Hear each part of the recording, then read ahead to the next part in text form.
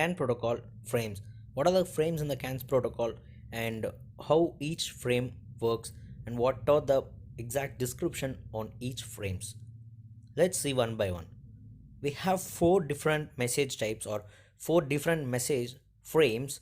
That is, we can simply call it as frames or message. So we have four frames on a CAN bus. The first one is data frame, then the remote frame, then the error frame, and the overload frame. So let's see all the frames one by one. The data frame. The data frame is the most common message type. It is an arbitration field which determines, actually in the data frame we have fields. So let's see, first we have arbitration field. The arbitration field which determines the priority of the message. So for example, if I am one of the master node and I have some set of slave node, so I have to prioritize the message. Like say for example, you guys are there, you 4 to 5 or there, I just want to receive some information from you. You all are sending me at a time, but I can prioritize the message based on my requirement and the priority of your message or message ID. So that's what, for this purpose, the arbitration field is helpful. So it will arbitrate and it will send you the priority. The arbitration field contains, we have for can 2.a we have 11-bit identifier, and can do 2.b we have a 29-bit identifier, which these two contains, these two are being accommodated in the arbitration field. So let's see the can 2a, can 2b in detail in the upcoming slides.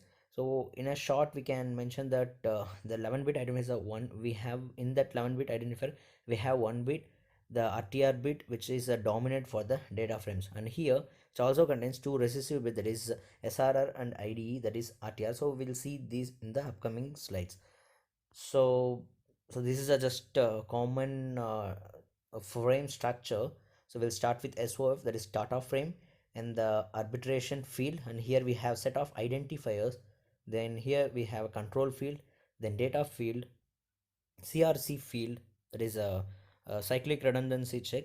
Here we have a CRC delimiter, here we have acknowledgement delimiter and acknowledgement slot, as well as end of frame. So these are all the frame structure, that is, these are all the parameters that accommodate in the CAN frame structure. So we'll see all the individual what exactly mean, like CRC delimiter, acknowledgement delimiter, in the upcoming slides. So we'll continue with this. So here we have, this is a standard CAN and this is the extended CAN, that is 2.b. So in this let's see the difference between the standard CAN and the extended CAN. So we have same SOF, we have same arbitration field, but here we have the identifier, here we have the more identifier, but here we have only one identifier, here we have more identifier. Then we have a same control field, data field, CRC field, then all these are same, only the difference is in the arbitration field we have the identifier, we have a many identifier. Let's see in detail data field. So we'll start with this. So we have the data field, we have arbitration field. So here we have given the description for the arbitration field. Arbitration field is a priority. It is just, as of now you just understand, it is a priority in this. Yes, obviously you know the CAN protocol follows the arbitration to make the priority. So how this arbitration works, that maybe the, the frequent questions that you can be asked so far. So the arbitration, how the arbitration will work, so you can answer like the arbitration field will be work from the data frame, which is in the identifier block. So in identifier block we have the arbitration field. This arbitration field will make the messages to prioritize and receive the master's node. See here data frame. So apart, after arbitration field we have the data field, which contains 0 to 8 bytes of data. Then CRC field, which contains 15-bit checksum calculator. This checksum is used for error detection. So we'll have checksum, what is checksum and all we have in the upcoming slides. Acknowledgement field, so once the message has been delivered or not, can be acknowledged by the master node or the slave node, so whichever acts as a master or slave at that time. So that's what the main significance of the acknowledgement node. So let's talk technically, is the any CAN controller that has been able to receive or send the correct message, then the transmitter check the presence of acknowledgement bit. So it will check for the acknowledgement bit, that will be the last bit. so that it will retransmit and it will send the message has been received. If there is no acknowledgement detected, then it will be a acknowledgement error. Then remote frame. The remote frame is like the data frame. It's also a data frame, but we have two difference in the remote frame when compared to data frame. That is, it is explicitly marked as a remote frame, that is RTR bit in the arbitration field in the recessive, and there is no data field. You have to remember, in remote frame there is no data field, but in data frame there will be data. The intended purpose of the remote frame is to transmission of corresponding data frame. Say for example, if node A transmits the frame with the arbitration field of 162, then the node B should respond with the data frame with the arbitration field also with the 162. So this is what the acknowledgement kind of thing that can be happen by the remote frame. So this is the main purpose of the remote frame. So this is a common structure of the remote frame. It's also start of frame, then arbitration field. So as we have discussed, like this is same as a data field, but only the data will be missing in this data field will be missing. So apart from that, the remote frame is always common.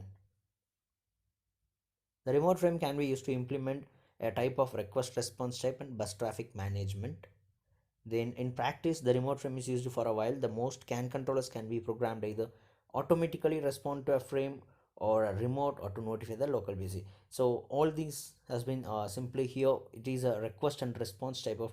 So that is remote frame is made for the bus traffic management. Say for example, if I have mentioned here in the previous slide, we have the 162 and acknowledgement as a 162. So if once this 162 transmitter received by 162 of the arbitration field, so that remote frame the remote frame, so that it will conclude the message has been received, so it will not allow another message to transmit. So in that way the bus traffic management will be controlled. Then for the CAN controllers can be programmed either by automatic respond, or again it is again the way of the responding. So once the data has been received successfully, it will respond to a remote frame or notify the local CPU that is, as I have received the message. The remote frame has a DLC must be length set of expected response, otherwise the arbitration will not work. Yes, this is also in UDS we have seen the PCI length. So the PCI length is nothing but the data length code. So the protocol information is called as data length code. So for example, if you are sending some 1002, there you have the uh, the 2 bytes of data, so that you have to mention 02. So that is the DLC code. So it should be defined so that the arbitration can work in the remote frame, else it will not work. Sometimes it claims that node responding to the remote frame is starting its transmission. Okay, so it's occupying the vacant remote frame. So it happens if any unoccupied by frame plays in the particular node, then it will occupy the place which it want to be occupied. So this is also controlled by the controlled and taken care by the remote frame. So that is again comes under the bus traffic management. Then this is error frame. So if say for example, we have seen data frame, remote frame, acknowledgement field, and acknowledge the stuff that if it is not working as per the expectation, then that will jump into the error frame. So that is what the main objective of error frame. So error frame have most significance in the CAN protocol. So in under the error handling technique, so it will throw an error if the signal has been is not transmitting as per the standard, or if you transmit out of the protocols that has been programmed for. So that is what the error frame work. Say for example, it's have to send, if it send five same bit of data, then the sixth bit should be somewhat different. If not, then it will send the error frame. Yes, that is a stuffing with stuff error. So in that way we have a form errors. So that's what the error frame main agenda is. It will just throw out the error if it not follows the protocol rules. Say error frame is a special message that violates the framing rules of a CAN message. If the framing rules has been violated by the data that is a transmitting or receiving, then the error frame start to broadcast. Then It is transmitted when the node detects a fault and will cause all other nodes to detect a fault. Say for example, if I am one of the transmitter and I am sending you the error message, then all other nodes can able to understand that I am sending an error message, so that no one should listen to my message. So in that way the error frame works. The transmitter will then automatically try to retransmit the data. So I will try to retransmit the data again and again. That is, I'm trying to make my data to heal automatically. But if it fails, then it will goes off bus, it will goes bus off, that is, I will be out of the network. So this is how the error frame works. So see, the transmitter will then automatically try to retransmit the message. There is an elaborate scheme of error counters. So that is what the counters, it is like the 125, the 256, that is active error, passive error, bus off. See, the error frame consists of error flag, which is 6 bits of same values, this violating the bit stuffing rule as they have seen. Then error delimiter, then which is a 8 recessive bits. The error delimiter provides some space in which the other nodes on the bus can send their error flags, which then detect the first error flag. So this is just about the error frame set of how it works. So here we have, see, this is a error flag. So once the error flag it's goes down, there is a superposition of error flag has been nil, then the error delimiter take place. So once this is also done, then it will broadcast that there is a error in the frame. So the error, so the node will keep on try to retransmit the data. So this is all about the frames. So we can just have a look on the frames one by one again. So I will again come up more with the frames for many examples that using the trace window like that. So in the next part we'll just continue with the standard can and extended can, which will be the very simple explanation, but yes, it is the exact one that what you want to looking for. So let's stay tuned and catch you in the another tutorial.